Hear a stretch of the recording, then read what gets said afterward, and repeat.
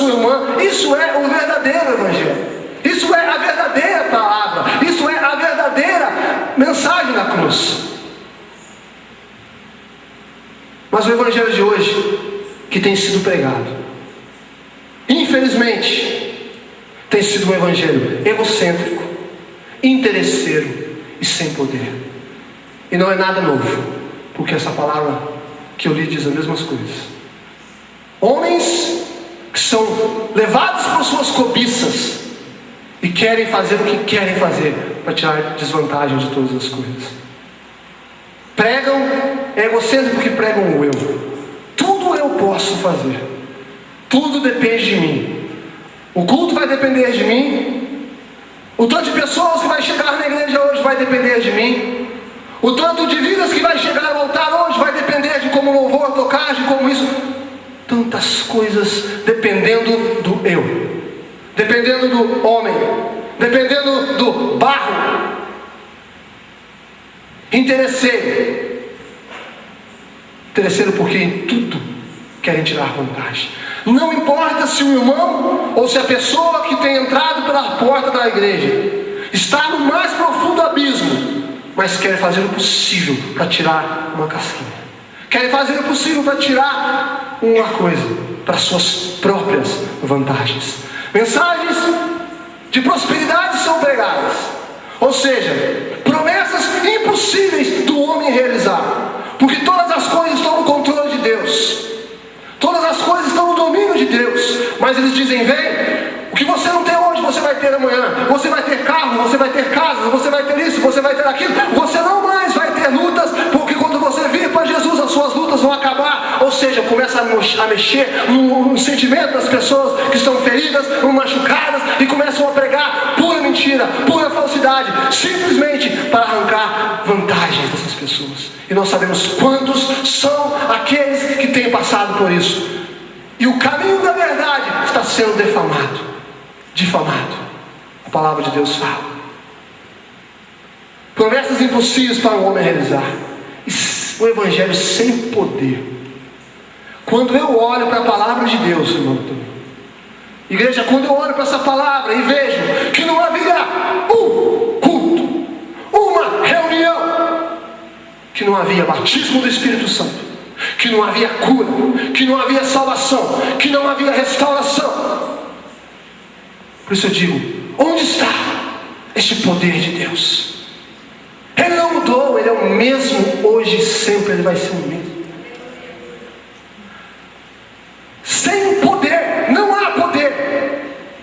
Há sim o poder. Vamos comprar um templo, vamos comprar isso, vamos comprar aquilo. O poder do Evangelho tem sido pregado com coisas visíveis, com coisas que vocês estão vendo. Quantos prédios, quantas salas, quantos carros, quantos isso, quantos aquilo. Mas não há o poder sobrenatural de Deus. Não há o manifestar da glória de Deus. Não há o derramamento do Espírito Santo. Há uma promessa que nos últimos dias o Senhor derramaria copiosamente do seu Espírito Santo sobre toda a carne. Os vossos filhos e vossas filhas profetizariam, os seus jovens teriam visões, os velhos sonhariam. Ou seja, esta promessa não foi para Atos, ela é para nós hoje. Ela começou naquele dia, por um propósito determinado por Deus, para evangelizar aqueles povos e mostrar aos judeus que Jesus é o Senhor dos Senhores, é o Messias esperado. Mas e nós hoje? Porque muitas vezes entramos para a igreja vazia e saímos da igreja vazia. Não é culpa, muitas vezes é nossa culpa. Muitas vezes é a maneira que nós entramos dentro da igreja. Muitas vezes é o que nós estamos pedindo a Deus. Muitas vezes é o que nós não estamos ouvindo de Deus. Muitas vezes é o que nós estamos querendo, mas Deus não quer nos dar nesse momento. E por isso nós já chegamos com o coração cheio das coisas do mundo, cheio das amarguras do mundo. Como que pode eu sentir o poder de Deus se eu entrar com o meu coração fechado nessa casa? Aceitam as pessoas como são, mas não mostram o caminho de regeneração e santidade. Por que será que eu estou pregando tudo isso? Logo vocês vão saber. Deus me direcionou a falar isso para vocês. Muitas vidas têm aceitado Jesus como suficiente Salvador. Muitas vidas têm aberto o seu coração.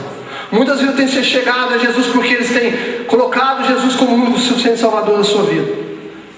Mas voltam à mesma coisa, por seus interesses, por seus desejos, por não falar a verdade. Querem igrejas lotadas, querem igrejas saindo para fora das portas de tantas vidas, de tantos homens, de tantas mulheres, somente para um objetivo: satisfazer o seu próprio eu, satisfazer a sua própria vontade. Vinde como estás, mas pode continuar da maneira que você está. E nós vemos quantas testemunhas nós estamos vendo. Você vê no jornal, ou você vê na internet, ou você vê na televisão, escândalos atrás de escândalos, porque ninguém quer viver a verdade, ninguém quer viver o Evangelho, ninguém quer realmente se colocar na posição que Deus tem falado. Eu aceito Jesus como meu Salvador, como eu disse na escola dominical, mas não aceito como meu Senhor. Eu quero sim a minha salvação, mas a minha vida, eu sei o que eu vou fazer, a maneira que eu vou caminhar, o jeito que eu vou conseguir, tudo vai ser do meu jeito. Eu não preciso deixar as coisas do mundo para vir na igreja. Um evangelho totalmente contrário.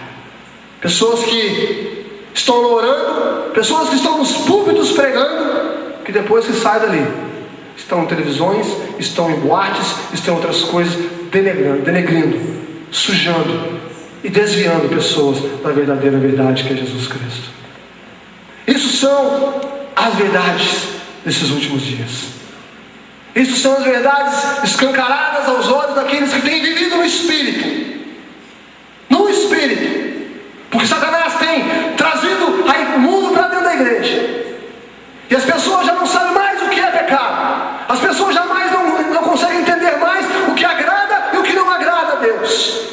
E a palavra de Deus diz em Apocalipse que o imundo se continuaria se tornando imundo. O santo se tornaria se santificando. São palavras dos últimos dias.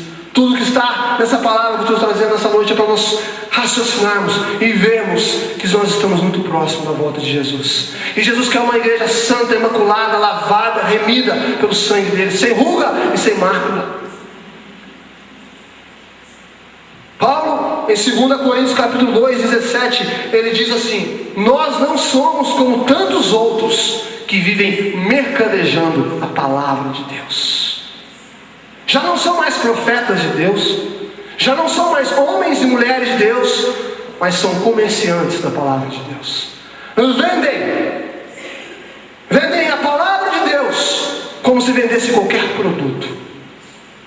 Vendem a palavra de Deus como se vendesse qualquer coisa. Mas a mesma palavra que diz que me salva é a mesma palavra que diz que vai me condenar um dia. A palavra diz que para esses já tem o seu fim determinado. Para esse tudo já está preparado. E quando eu chego nesse detalhe, nessa parte, Paulo então diz: porém tu, Timóteo, sê sóbrio em todas as coisas, suporta as aflições, faz o trabalho de um evangelista e cumpre cabalmente o teu ministério. Eu dou glórias a Deus, eu louvo ao Senhor, eu exalto ao Senhor, porque nesse lugar, nessa casa, independente de quem seja, Deus não tem permitido ninguém subir nesse púlpito para falar aquilo que não é da vontade dele.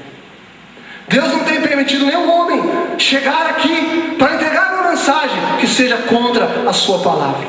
Nós temos pregado a verdadeira palavra de Deus. Nós temos pagado o preço de anos.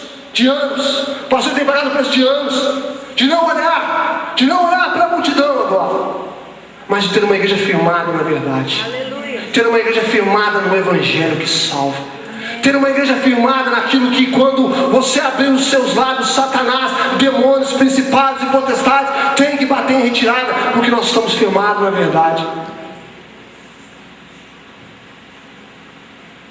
Há umas frases que eu estava lendo, diz assim: o Evangelho começa e termina com o que Deus é, e não com o que queremos ou pensamos necessitar.